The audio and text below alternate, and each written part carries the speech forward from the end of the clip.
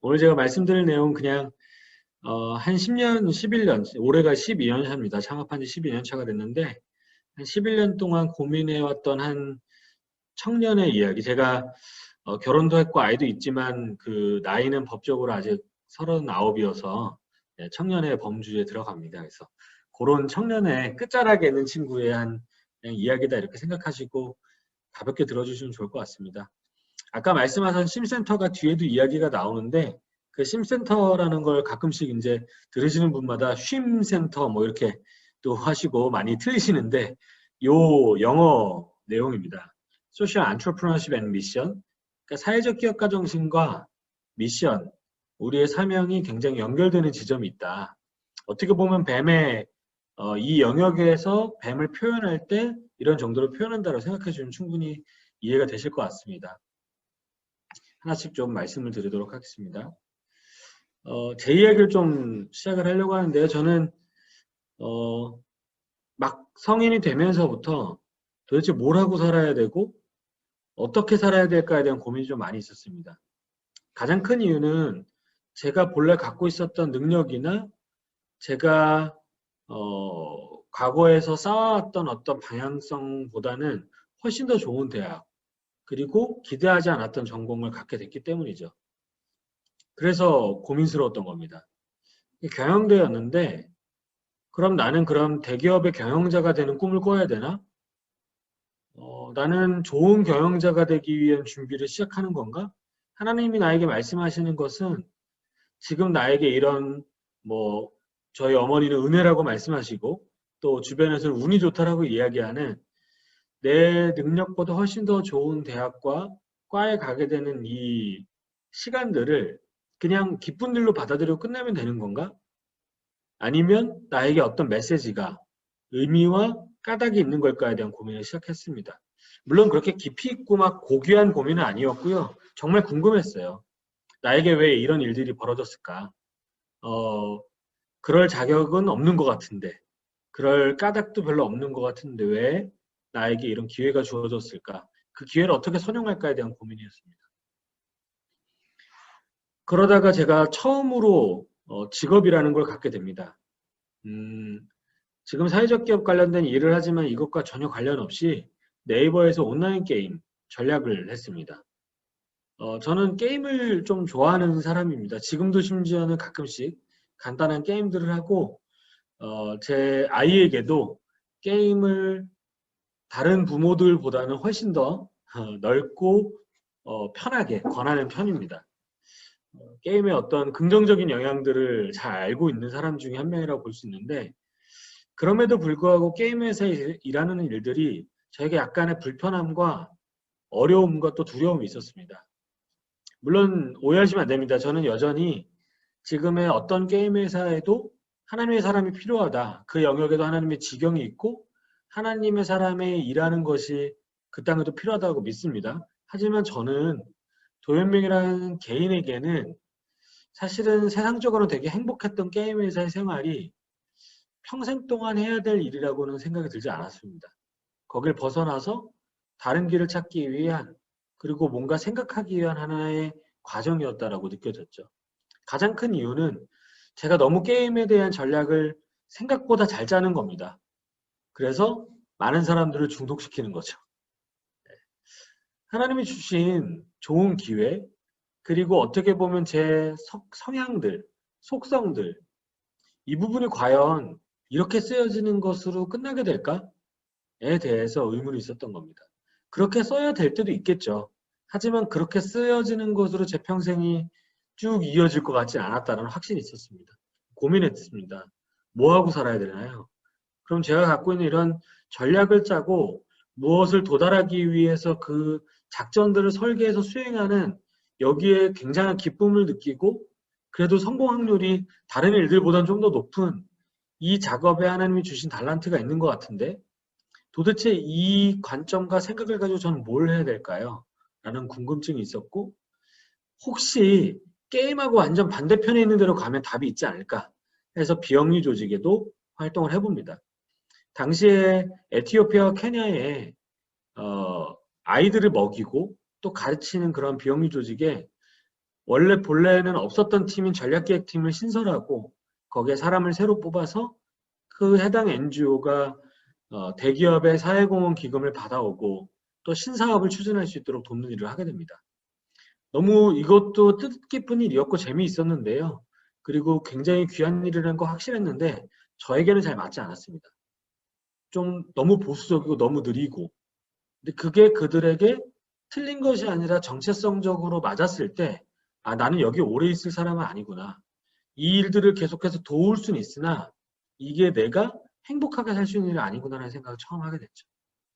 그럼 도대체 게임 회사도 아니고 비영리도 아니면 나는 어디로 가야 되는가? 내가 갖고 있는 이런 생각들은 무엇으로 구현되는가에 대한 고민이 있었고요. 그때 기적처럼 찾아온 책이 있습니다. 세상을 바꾸는 대한기업가 80인이라는 책이었고요.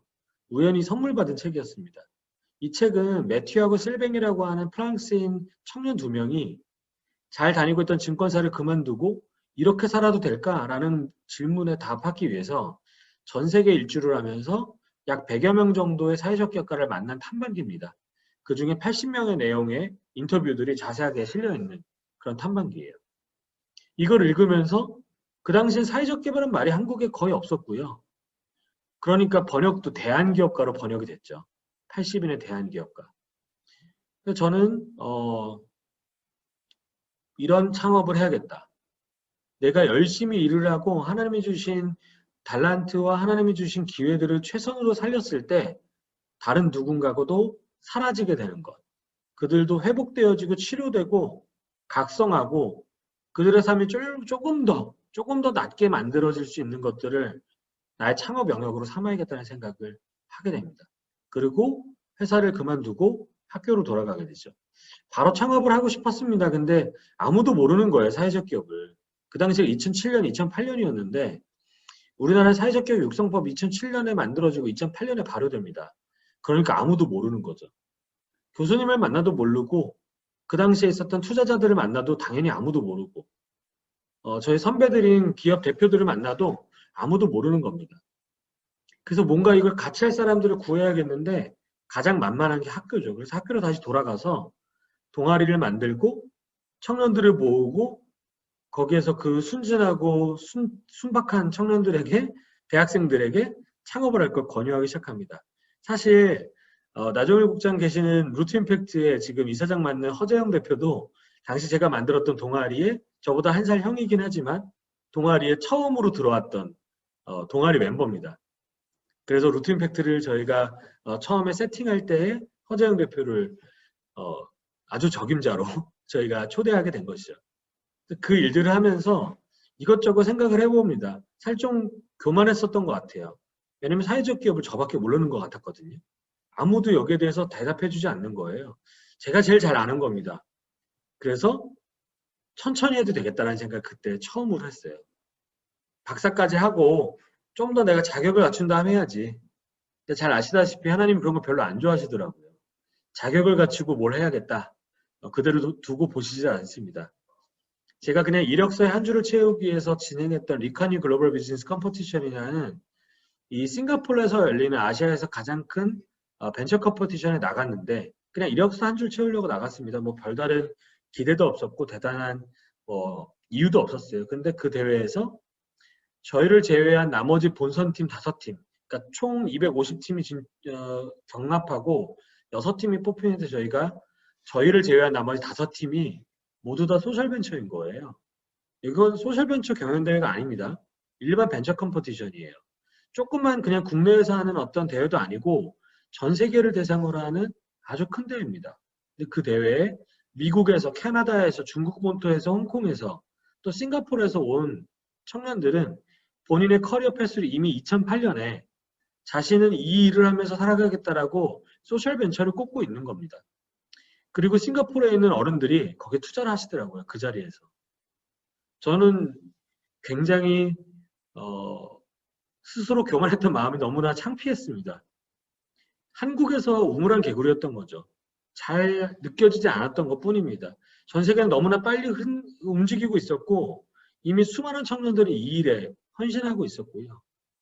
그래서 좀 더 마음을 다시 잡고 창업을 하게 됩니다.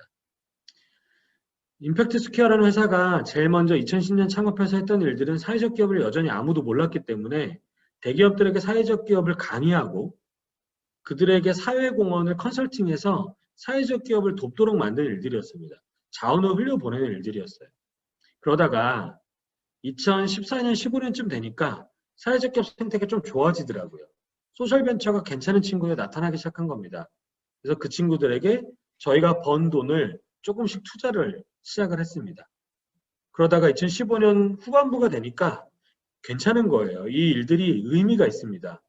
물론 저희가 거기서 돈을 많이 벌었다는 건 아닙니다. 투자한 것들은 최소한 4년, 길면 5년에서 6년 뒤에 돌아오기 때문에 아직 그 돈들이 지금 충분히 회수되진 않았습니다.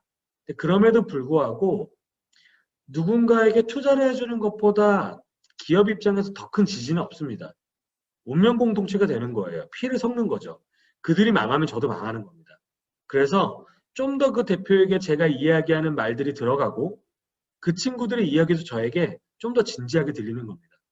아, 이 일이 내가 해야 되는 거구나. 그동안 내가 네이버에서 일했던 이유, 내가 경영학을 공부했던 것들, 내가 사회적 기업이라는 영역을 나의 관심사로 두게 되었던 가장 큰 이유는 소셜벤처의 창업가들을 나의 도움의 대상으로, 나의 섬길 그 대상으로 삼기 위해서인가 보다라는 생각을 하게 되죠. 그리고 소셜벤처 엑셀러레이터, 초기 기업에게 투자하고 그들을 성장시키기 위해 애쓰는 외부 지지자, 이 역할을 하게 됩니다. 지금까지 약 200개의 팀들의 엑셀러레이션 프로그램 진행했고요. 올해 지금 확정된 것만 100여 개 팀들을 만나게 되어 있습니다. 점점 이 시장이 커지고 있거든요. 그리고 한 30여 개의 기업들의 지분 참여를 했고 올해만 하더라도 약 15개 정도의 기업에 추가적인 지분 참여가 예정이 되어 있습니다. 이런 방식으로 활동하는데 저의 가장 큰 인프라와 방식은 공간과 대기업 협력 모델입니다. 협력이라는 건 언제나 우리에게 중요하고 신앙적으로도 굉장히 중요한 메시지가 있죠. 또 인프라는 공동체를 만들기에 공간은 굉장히 중요한 역할을 합니다. 공간이 없다고 해서 공동체가 만들어지진 않지만 공간이 있다면 좀 더 쉽게 공동체를 만들 수 있습니다. 저는 이 일에 확신을 갖고 있습니다. 그 이유는 과거에 선교사님들이 이 땅에서 어떻게 일하셨는지를 보았기 때문입니다. 그들이 이 땅에 오셔서 예수 그리스도가 이 땅에 오신 그 공생의 기간 동안 하셨던 일것처럼 많은 이들을 가르치고 먹이고 고치시기 시작했습니다. 선교사님들이 이 땅에 오셔서 무엇을 하셨죠? 학교를 짓고 YMCA와 IWCA 같이 그 사람들의 고침과 일들을 회복할 수 있는 병원도 짓고 또 복지관들을 지으면서 그 사람들이 원래 있었던 낙담했던 것들에서 희망을 볼 수 있게 하고 아픈 것이 치료되도록 했고 풍요롭지 못한 것들이 풍요로워지는 그 과정들을 겪음으로써 하나님 나라가 무엇인지를 체험할 수 있도록 도와주셨던 거라고 생각합니다. 그게 예수 그리스도가 이 땅에서 하셨던 일들이고 또 선교사님들이 이 땅에서 하셨던 일입니다. 저는 이 시대에 그걸 누가 해야 되는가, 무엇으로 해야 되는가 고민했고 아까 목사님 제일 처음에 말씀하셨던 것처럼 지금 가장 강력한 조직, 그게 기업입니다. 그 기업으로 저는 그 일을 해야 된다고 생각합니다. 기업이 때로는 세상을 망치기도 하고요. 누군가를 힘들게도 하는데 그 도구를 들어서 하나님께서는 이 땅에 있는 자들이 줄이면 먹이고 아프면 고치고 모르면 가르치면서 그들에게 하나님 나라를 보여주실 거라고 생각합니다. 저는 그게 소셜벤처, 사회적 기업의 정체성이라고 생각하고 있습니다. 저희가 투자한 기업들, 지금 열심히 지원하고 있는 기업들입니다. 오파테크는 한동대 출신의 한 엔지니어가 만들었어요. 자신이 배웠던 것들을 이렇게 좋은 부자들에게만 제공하는 게 맞는가 고민하다가 시각장애인들에게 그들이 너무나 힘들어하는 문제를 내가 갖고 있는 달란트를 해결할 수 있다면 이라는 간단한 생각으로 출발하게 됩니다. 전 세계 3억 명의 시각장애인이 있고 그들 중에 점자를 읽고 쓸 줄 아는 사람은 5%밖에 되지 않습니다. 한국에 32만 명이 있고 그들의 7에서 8%만 점자를 읽고 쓸 줄 압니다. 점자를 읽고 쓸 줄 모르게 되면 학문을 할 수가 없어요. 수학을 암산하셔야 되잖아요. 스크래치 페이퍼를 메모할 수가 없으니까. 전공서적을 영어로, 음성으로 들으셔야 됩니다. 쉬운 일이 아니죠. 그들에게는 점자를 제대로 가르쳐줄 선생님이 부족하고요. 우리나라의 전문 강사가 30명이 되지 않습니다. 점자를 가르쳐줄 선생님이 부족해요. 배우는데 평균 8개월에서 10개월이 걸립니다. 그러다 보니까 80에서 90%가 중간에 도태됩니다. 근데 스마트 점자 교육기기, 비장애인들에겐 도리어 스마트 기기가 너무나 많은데 저런 스마트한 기기가 더 필요한 장애인들에게는 없다는 데 착안하여서 혼자서도 학습할 수 있고 점자를 모르는 부모도 저 기기를 통해서 아이들에게 점자를 가르쳐줄 수 있는 스마트 점자 교육기기를 전 세계에서 처음으로 만들었습니다. 사실 저 사업에 대해서 설명을 많이 드리고 싶은 게 아니라 왜 저 회사에서 저 제품이 전 세계 최초로 나왔을까? 전 세계 유일한 스마트 기기일까? 그 이유는 저는 긍휼함에서 찾을 수 있다고 생각합니다. 기독교인이 정말 소셜벤처 사회적 기업을 잘하게 될까요? 아까 말씀하셨듯이 뱀을 잘하게 되는 게 맞나요? 잘한다는 보장이 없습니다. 근데 우리의 강점이 있습니다. 그 중에 첫 번째 강점은요. 하나님 주시는 긍휼한 마음입니다. 사람이 사람을 불쌍하게 여기는 것은요. 잠깐 그들을 위해 울 수 있고 잠깐 그들을 위해서 돈을 내어줄 수 있지만 인생을 내어주는 사람은 많지 않습니다. 인생을 내어줄 정도의 긍휼한 마음 하나님이 주시는 거죠. 그 긍휼한 마음이 우리 마음속에서 그들을 진정으로 섬기게 되고 가능한 방안들을 찾게 만듭니다. 그게 우리가 소셜벤처 사회적 기업을 잘할 수 있는 이유예요. 또 제가 지금도 신고 있는 신발인데 100% 아시아의 유일한 100% 친환경 신발을 만드는 LAR이라는 곳이 있습니다. 이 친구는 LAR이 Look Around예요. 주변을 돌아보자. 꽤 부유한 집에서 태어났고요. 미국의 유학 시절에서 큰 어려움이 없었습니다. 그러다가 부모님께 독립해보겠다고 선언한 다음에 살다 보니까 돈이 없기도 하고 외롭기도 하고 마음이 힘들기도 하고 굶기도 하면서 야, 내가 그동안 너무 주변을 돌아보지 않고 살았다. 그랬더니 아무도 나를 돌아보지 않는구나. 그 생각에 미치자마자 바로 주변을 돌아보면서 무엇을 챙겨야 되는지를 생각하는 사람으로 되기로 결심을 합니다. 그리고 지금 만든 이 브랜드는 기본적으로 환경에 그 외에도 취약한 이들에게 기여하고자 만든 브랜드예요. 우리가 갖고 있는 또 하나의 마음은 스스로에게 벌어진 일들을 다시 한번 상고하고 하나님 앞에서 자복하는 일들입니다. 그렇기 때문에 우리는 돌이킬 수 있고 그 돌이킴이 우리의 실천으로 벌어진다면 새로운 관점에서 새로운 방식의 사업을 시작할 수 있게 되는 거죠. 여기에도 아주 특별한 조직인데요. 라이브스톡이라는 회사입니다. 뭐 지금 사업이 굉장히 잘 되고 있지는 않아요. 해외에서 해야 되는데 지금 코로나 때문에 못 나가거든요. 여기의 사업은 카자흐스탄이나 키르기스스탄 같은 곳에서 유목민들이 말이나 양을 그나마도 별로 없는데 자주 잃어버려요. 걔네가 풀을 뜯다 보면은 그 너른 평원에서 멀리 가버리거든요. 그걸 찾으려면 아이들이 학교를 빠지고 양과 말을 잡으러 가야 됩니다. 그래서 그들의 학력이 굉장히 낮죠. 그리고 자산이 계속해서 소실됩니다. 평균 18%의 가축을 잃어버립니다. 매년. 굉장히 슬픈 일이죠. 라이브스톡은 그 창업 멤버가 모두 다 선교사들의 자녀로 구성되어 있습니다.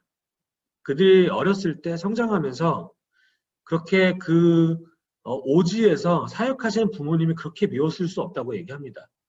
그들이 너무 미웠죠. 너무 고생시키고 가족들을.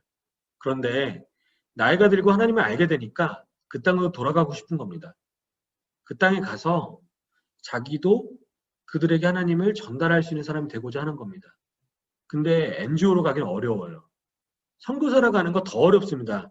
요즘 그 일들이 많이 막혀 있죠. 기업으로 가는 거는요. 어느 곳에서도 막히지 않습니다. 심지어는 국적에 대한 문제들만 조정할 수 있다면 북한도 들어가는 겁니다. 지금 터키에서 비영리 조직 쫓겨나고 있고요. 중동에서 모든 선교와 관련된 비영리 조직들 다 제명되고 있는데 기업들은 다 남아 있습니다. 기업으로 나가 있는 선교사님들 아직도 계시거든요. 이게 기업의 역할이 아닐까라는 것이 지금 청년들이 많이 경험하고 있는 일들입니다. 제 친구들 지금 터키 나가 있는데 같이 갔던 선교사님들 6분이 다 돌아오셨어요. 다 문제가 생겼거든요. 이 친구는 혼자 회사로 나갔는데 돌아가라는 얘기를 아무도 안 한다고. 돌아오고 싶은데 코로나 때문에 무서워서 아무도 돌아가도록 만들어주지 않는다는 얘기를 합니다. 우리에게 주어진 기회가 있습니다. 그거를 선용할 만한 우리의 마음들이 있다면 충분히 그 일들을 만들 수 있지 않을까. 소셜벤처 사례의 마지막입니다. 저희가 가장 많이 말씀을 드리는 사례인데요. 어느 날 한 친구가 저에게 찾아와서 사업을 좀 만들어 주십시오라는 얘기를 하는 겁니다. 당황스러웠죠. 저는 사업을 만들어주는 사람은 아닙니다. 키워주는 사람이지. 근데 그 친구가 대뜸 자기는 보육원 출신이라는 겁니다.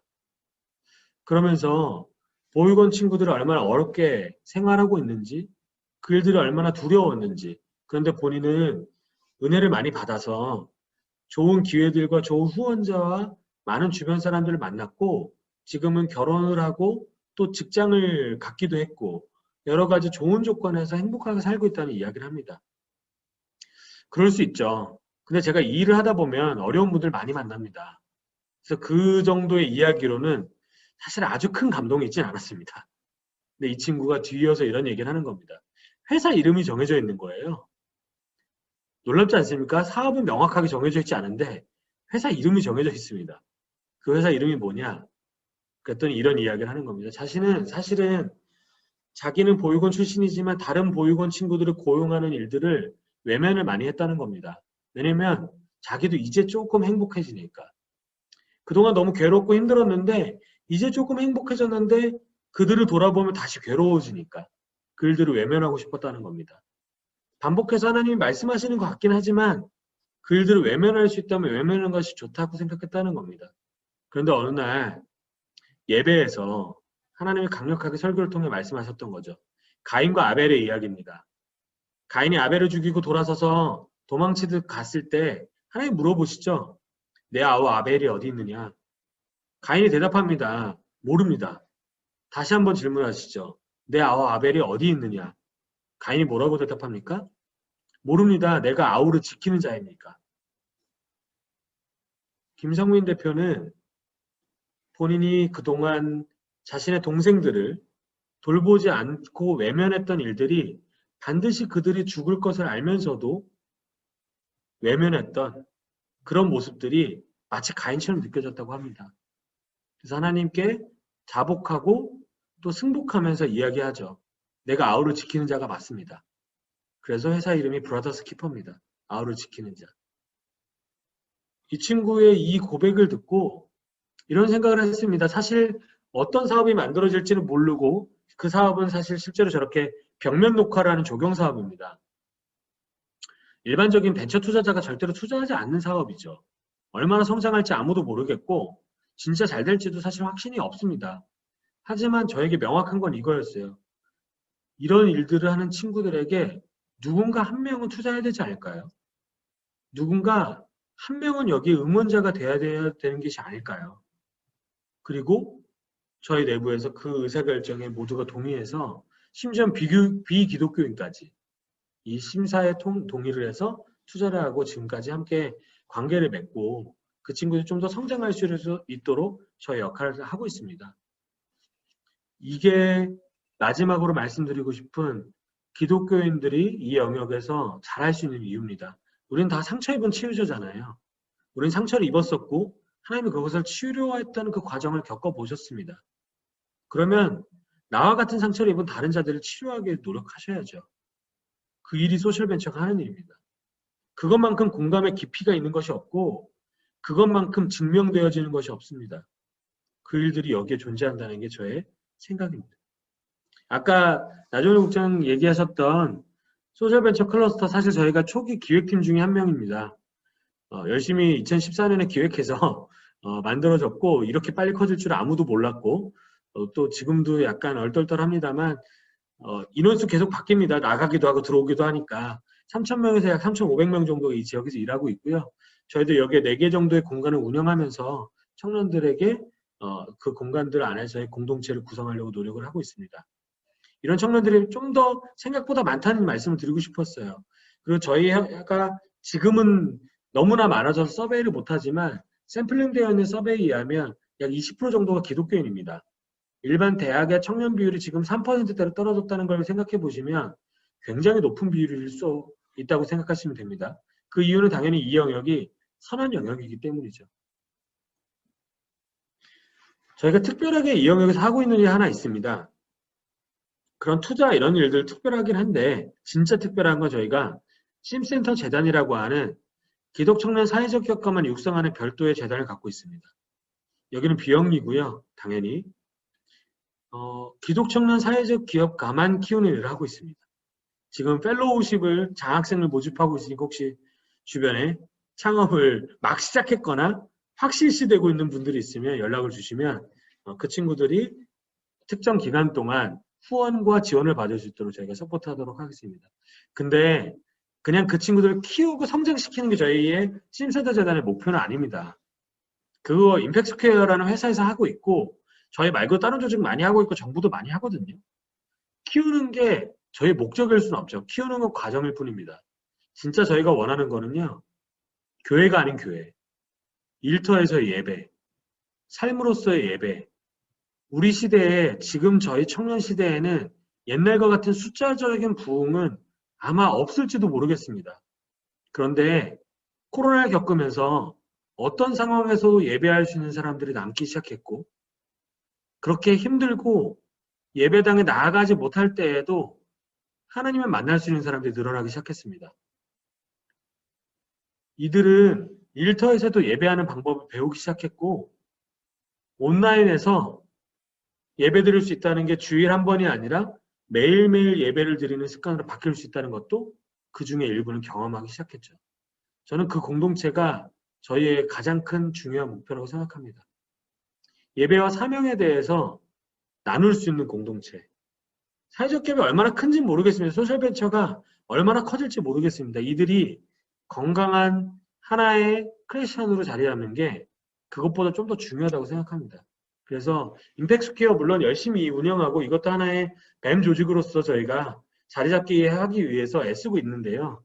그것보다 좀 더 저에게 궁극적으로 중요한 것은 어떻게 하면 그 공동체를 만들고 구성하고 그들이 쓰러졌을 때 지지할 수 있을까에 대한 고민입니다. 이런 영역들에 관심이 많은 분들이 있으시면 지원도 좀 해주시고 참여도 해주시고 와서 지지도 해주시고 독려도 해주시면 좋겠다는 말씀 드립니다. 두 페이지 정도로 제가 좀 마무리를 하려고 하는데요. 저는 항상 이런 생각을 합니다. 왜 이런 일들이 필요하고 가능해질까? 제가 청년들에게 가장 많이 하는 질문이 이겁니다. 오늘 힘들었죠? 오늘 수고하셨죠? 오늘 굉장히 치열하게 고생하셨죠? 왜 하셨습니까? 라는 질문입니다. 오늘 우리의 이 수고는 도대체 하나님과 무슨 관련이 있습니까? 관련이 없다면 정말 힘들고 비참한 그 과정이지 않을 수 없습니다. 우리의 수고가 그게 상사에게 깨졌든 억지로 만들어지지 않는 그 슬라이드를 만드느라 땀을 뻘뻘 흘렸든 아니면 우리 클라이언트에게 너무나 귀찮은 부탁을 받고 감정이 상했든 그럼에도 불구하고 그게 하나님과 관련이 있다면 우리는 충분히 그것을 감당할 수 있는 힘을 얻게 될 것이고 아무리 행복한 가정이더라도 성공하고 내가 하는 것마다 빵빵 터지더라도 그게 하나님의 내러티브 안에 존재하지 않는다면 결국은 비참한 삶이 될 겁니다. 우리가 어떤 세계관 속에 속해 있느냐에 따라서 지금 이미지에 보이는 것처럼 저렇게 격투신이면 이게 무술 연문에 나오는 장면인 것 같은데 무술에 대한 거면 이겨야죠. 전쟁 영화면 이겨야 되는 거 아닙니까? 그래야 승리인 겁니다. 근데 싸우는 장면이 있지만 그 영화가 멜로 영화라면 우리는 사랑에서만 승부하면 되는 겁니다. 싸우면 지더라도 내 옆에 있는 여성이 나를 측은히 여겨서 사랑이 성공할 수 있다면 괜찮습니다. 그 싸움에서 저도 괜찮은 거예요. 우리가 속한 스토리가 비즈니스 이전에 하나님의 사랑의 은혜의 이야기 안에 있다는 것이 저는 비즈니스 안에서 선포되어야 된다고 생각합니다. 그게 안 되기 때문에 뱀이라는 어떤 이야기가 하나의 컨셉만으로 자리 잡는 것이 너무나 위험하고 안타까운 일이라고 생각합니다. 그보다는 비즈니스 역시 하나님의 영역입니다. 비즈니스야말로 이 시대의 하나님의 도구입니다. 라고 고백하는 것이 옳다고 생각합니다. 제가 굉장히 좋아하는 기독교 서적은 아닙니다만 굉장히 좋아하는 책에 나오는 이야기입니다. 포르케네라는 저자가 이렇게 얘기해요. 당신이 성공할 수 있는 사업은 두말할 필요 없이 당신을 닮고 또 당신만의 것이다. 이 얘기 뭐냐면요. 스티브 잡스가 있을 때 애플은 스티브 잡스 같았어요. 성공했죠. 지금의 애플은요. 팀 쿡을 닮았습니다. 대표가 혹은 창업자가 올인해서 모든 영혼까지 쏟아서 사업을 만들면 그 사업의 성공 확률이 급격하게 올라갑니다. 근데 그렇게 영혼까지 쏟으면 그 사업이 그 대표와 창업자를 닮게 되어 있어요. 장점도 단점도. 근데 우리는 누굴 닮은 사람입니까? 누굴 닮아가고 있습니까? 예수 그리스도를 닮아가는 사람이죠. 제자지 않습니까? 저는 이런 질문이 있습니다. 왜 우리나라에 예수를 닮은 비즈니스가 이렇게 부족할까? 아까 나종일 국장이 얘기하셨던 것처럼 있어요. 아까 보셨지 않습니까? 소셜벤처 중에 있어요. 저도 많이 봅니다. 하지만 절대적으로 왜 이렇게 부족할까? 이상하지 않습니까? 내가 최선을 다하면 내가 하는 일은 나를 닮고 나는 그리스도를 닮아가는데 내일은 그리스도를 닮아야죠. 근데 왜 나는 교회를 열심히 다니고 있고 일도 열심히 하는데 내일은 세상 것과 똑같습니까? 거짓말입니다. 둘 중에 하나는. 내가 그리스도를 못 닮고 있거나 내가 내 일을 최선을 다해서 하고 있지 않습니다. 이 연결고리가 이 세상 속에서 진정한 의미의 뱀을 구현하는 유일한 동력입니다. 유일한 동력입니다. 저는 청년들, 특히 저는 청년에게 관심이 있기 때문에 저도 청년입니다만 청년들에게 일깨워줘야 되는 것은 뱀의 유형, 물론 그것도 중요한 지식인데 그 자체보다는 비즈니스가 하나님의 영역이고 우리는 그 뜻을 따라 사는 제자이라는 사실을 다시 한번 각성과 회복과 이해시켜주는 일이라고 생각합니다. 그래서 소셜벤처 그 영역이 가장 탁월하게 편리한 영역이고요. 많은 분들이 이 영역에 더 들어오셔서 좋은 공동체 구성하고 함께 일할 수 있었으면 좋겠습니다. 여기까지 제 발표를 마치도록 하겠습니다. 감사합니다.